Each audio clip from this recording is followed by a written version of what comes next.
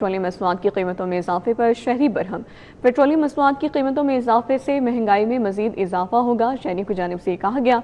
मजीद कहा कि हुकूमत आवाम को रिलीफ देने के बजाय मुश्किलात में इजाफा कर रही है। पेट्रोल की कीमत में मामूली कमी करके बेतहाशा इजाफा कर दिया जाता है। शहरियों की जानिब से कैसा रद्द-ए-अमल सामने आ रहा है, हसन अली से जान लेते हैं। जी हसन। हुकूमत की जानिब से पेट्रोलियम मसनूआत की कीमतों में इजाफे पर शहरियों ने बरहमी का इजहार किया है। हुकूमत की जानिब से पेट्रोल की कीमत में 13 रुपए 18 पैसे फी लीटर का इजाफा जो है वो किया गया है, जबकि डीजल की कीमत की अगर बात की जाए तो डीजल की कीमत में भी 13 रुपए और 80 पैसे का इजाफा जो है वो हुकूमत की जानिब से किया गया है। इसी वाले से मजीद बात करेंगे। यहाँ पे मेरे साथ एक शहरी जो है मौजूद है। सर, ये बताइएगा कि पेट्रोल जो है वो हुकूमत ने गुज़िश्ता रात फिर बढ़ा दिया है, महंगाई जो है वो मजीद इजाफा होगा। तो यार ये महंगाई में तो इजाफा हो ही रहा है, दिन पर दिन हो रहा है। पेट्रोल सस्ता भी हो जाता है, महंगाई वैसी ही है। एक दफा जो चीजें बढ़ जाती हैं अब आप लेकिन हर जगह पे हर मुल्क में तो पेट्रोल सस्ता हुआ है। यहाँ पे उन्होंने किया क्या था, 2-3 रुपए सस्ता किया था, फिर उन्होंने 15 रुपए महंगा कर दिया। ये तो टेंशन हम आवाम के लिए, आम आदमी के लिए। उनके लिए तो कोई मसला नहीं, उनका तो चल रहा है निजाम। जी जी, जैसे कि मेरे साथ यहाँ पे शहरी जो है मौजूद थे, उनका यही कहना है कि जो पेट्रोलियम मसनूआत की कीमतों में कमी जब की जाती है तो मामूली कमी की जाती है, लेकिन जब इजाफा किया जाता है तो बेपनाह इजाफा जो है वो कर दिया जाता है। एक और शहरी जो मौजूद है, हुकूमत ने पेट्रोल की कीमत में मजीद इजाफा कर दिया कल, क्या कहेंगे? जी सर, मजीद तो इजाफा किया है, लेकिन ये शहरियों के लिए बहुत ना परेशानी का सबब है। क्योंकि हम आए दिन देख रहे होते हैं, कभी पेट्रोल बढ़ रहा है, कभी कम हो रहा है। लोगों की जो एक आमदन होती है वो नहीं बढ़ रही किसी लिहाज से। मजदूर तबका फिर भी परेशानी है हर लिहाज से, उसको सपोर्ट मिलनी चाहिए। अभी तो जंग भी रुकी हुई है, जहाँ पे जंग हो रही है उनके भी तो पेट्रोल प्राइसेस कम है, हमारी क्यों स्टेबल नहीं है? इस वजह से बहुत परेशान है। और जैसे कि मेरे साथ यहाँ पे शहरी जो है मौजूद थे, उनका ये कहना था कि हुकूमत को चाहिए कि वो पेट्रोलियम मसनूआत की कीमतों में कमी करे ताकि आम शहरियों को जो है वो किसी हद तक सहूलत मिल सके और महंगाई में कमी आ सके। जी। हसन अली आगाह करने के लिए शुक्रिया। पेट्रोलियम मसनूआत की कीमतों में इजाफे से शहरियों की मुश्किलात बढ़ गई हैं। पेट्रोल महंगा होते ही चिंची रिक्शा ड्राइवर्स भी परेशान हैं। किरायों में इजाफा नागुज़ीर करार दिया। रिक्शा ड्राइवर्स का क्या कहना है, जान लेते हैं। अरबाज खान हमारे साथ मौजूद हैं। जी अरबाज।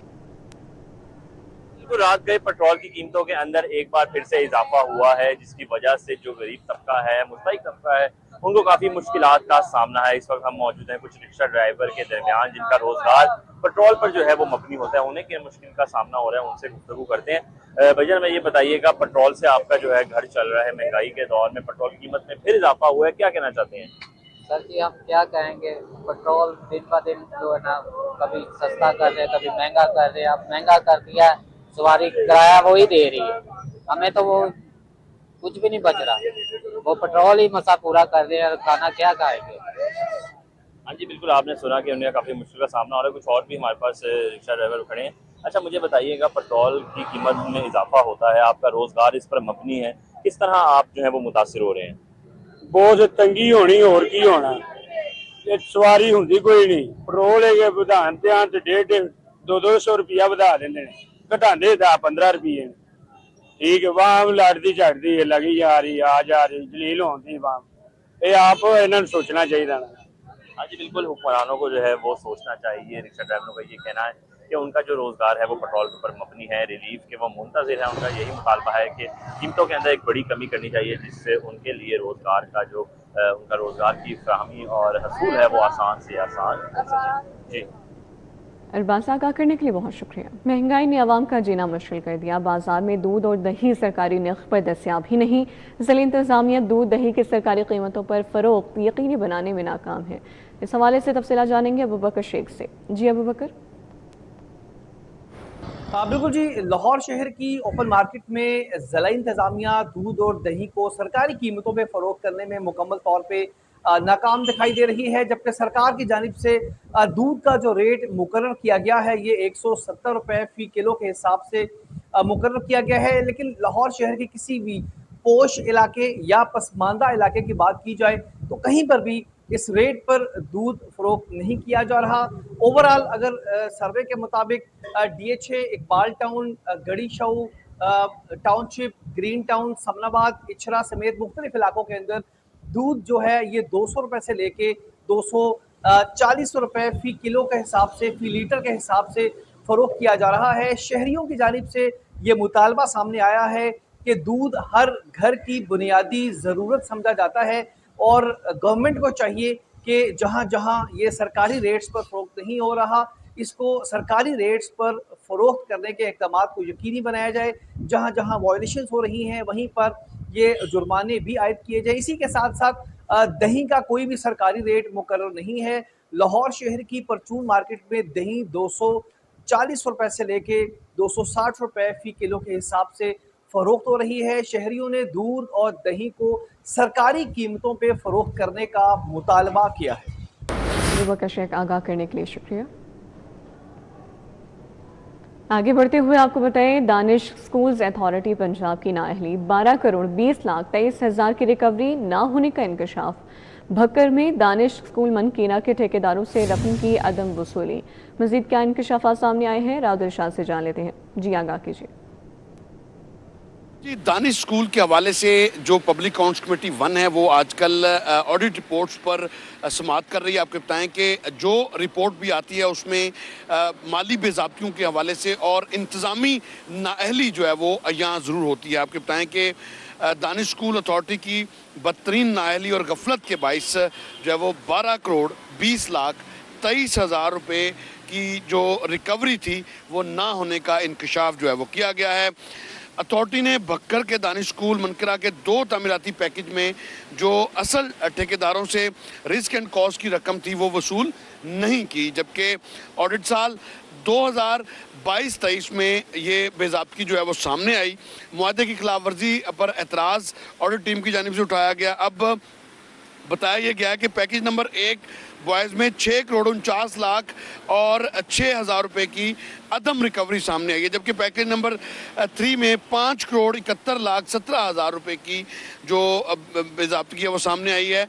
तो इस हवाले से उज़र ये पेश किया गया कि इस मामले पर जो है वो FIA को दरख्वास्त दी गई। मामला बैंकिंग कोर्ट में ज़ेरे समाअत है, लेकिन उसका कोई ताल नतीजा नहीं निकला। ताहम पब्लिक अकाउंट्स कमेटी की जानिब से इस ऑडिट पैरा को इल्तवा में डालने का फैसला सामने आया है और जब तक ये रिकवरी नहीं कर ली जाती तब तक ये मामला जो है वो इल्तवा का शिकार रहेगा और ना सिर्फ ये, इस पर कोई डिसीजन नहीं होगा, रिकवरी होने तक इस ऑडिट पैरा को निपटाया नहीं जाएगा, इसको हल नहीं किया जाएगा। पब्लिक अकाउंट्स कमेटी ने वाज़ेह किया है दानिश स्कूल अथॉरिटी को। जी बहुत शुक्रिया राउदर शाह आगाह करने के लिए। मुनासिब तैयारी और बंदोबस्त के बगैर फ़र्द के इजरा पर पाबंदी का खुमियाजा। पंजाब लैंड रिकॉर्ड अथॉरिटी को 10 रोज़ में ही फैसला वापस लेना पड़ गया है। क्या वजूहात है, ताहिर खान से जान लेते हैं। जी ताहिर। बिल्कुल रमा माह 1 जुलाई से सूबे भर के अंदर फर्द बराए बै पर पाबंदी आयद कर दी गई थी और उसकी जगह ग्रीन प्रॉपर्टी सर्टिफिकेट मुतारिफ करवाया गया था, लेकिन 10 रोज के अंदर ही पंजाब लैंड रिकॉर्ड अथॉरिटी को अब यू टर्न लेना पड़ गया है और फर्द बराए बै की जगह अब एक नए नाम से उससे मिलता जुलता एक दस्तावेज नकल अराजी रिकॉर्ड के नाम से मुतारिफ करवा दी गई है और 5,000 रुपये इसकी फीस अदा करके अराजी रिकॉर्ड सेंटर से ये लोग हासिल कर सकेंगे। और ज़राए के मुताबिक ये ऐसी सूरत में पंजाब लैंड रिकॉर्ड अथॉरिटी को करना पड़ रहा है, चूँकि ग्रीन प्रॉपर्टी सर्टिफिकेट कंप्यूटराइज मोजाजात के लिए था, लेकिन सिस्टम में कई मवाज़ियात ऐसे हैं जो कि मुकम्मल तौर पर कंप्यूटराइज नहीं है।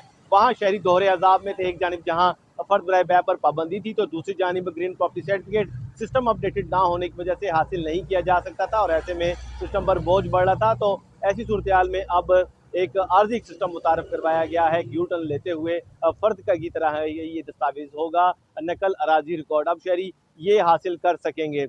और दूसरी जानिब जो वो मवाजियात जो कि कंप्यूटराइज नहीं है वहाँ पर ना फर्द जारी हो सकती है और ना ही वहाँ पर ग्रीन प्रॉपर्टी सर्टिफिकेट और ना ही वहाँ पे नकल अराजी रिकॉर्ड शहरी हासिल कर सक रहे हैं। चूँकि जो मैनुअल मवाजियात हैं उनके लिए जो वहाँ पर जो ग्रीन प्रॉपर्टी सर्टिफिकेट उनके लिए नहीं है और जो नकल अराजी रिकॉर्ड है ये भी सिर्फ कंप्यूटराइज मवाजियात के लिए है और वहाँ से ही हासिल किया जा सकता है। लेकिन जो बोर्ड ऑफ रेवेन्यू पंजाब है उनकी जानिब से ताहाल मैनुअल जो मवाजियात हैं उनके लिए तो पॉलिसी मुतारफ नहीं करवाई गई, लेकिन जो कंप्यूटराइज मवाजियात हैं उनमें भी जो मुश्किलात हैं और जो मसाइल हैं वो देखने में आ रहे हैं, जिसके हल के लिए अब ये वन टाइम यूज़ के लिए जो नकल अराजी रिकॉर्ड है ये मुतारफ करवा दिया गया है।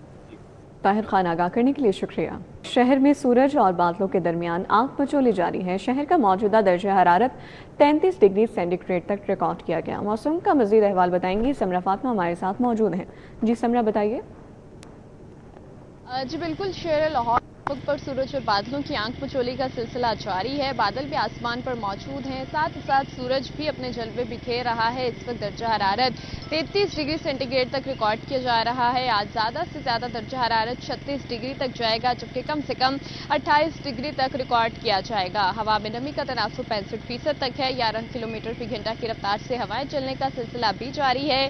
हवाएं चलती हैं तो मौसम बेहतर महसूस किया जाता है, लेकिन जैसे ही सूरज अपनी किरणें और तपिश बिखेरना शुरू होता है तो गर्मी का एहसास होने लगता है। महकमा मौसमियात की जानिब से आज भी शहर में बारिश का इम्कान जाहिर किया जा रहा है। ये बताया जा रहा है कि शहर में 30 से 70% तक बारिश के इम्कान आज भी मौजूद हैं। बारिशों का सिलसिला 13 जुलाई तक शहर लाहौर समेत मुल्क भर में जारी रहने की पेशगोई की जा रही है, क्योंकि मरतूब हवाएं बलाई इलाकों में दाखिल हो रही हैं और साथ ही साथ मगरबी लहर भी आज से बलाई इलाकों में दाखिल होने की तवक्को जाहिर की जा रही है, जिसके पेश नज़र मानसून न सिर्फ शहर लाहौर में बल्कि मुल्क भर में बारिशें बरसाने का बाइस बनेगा।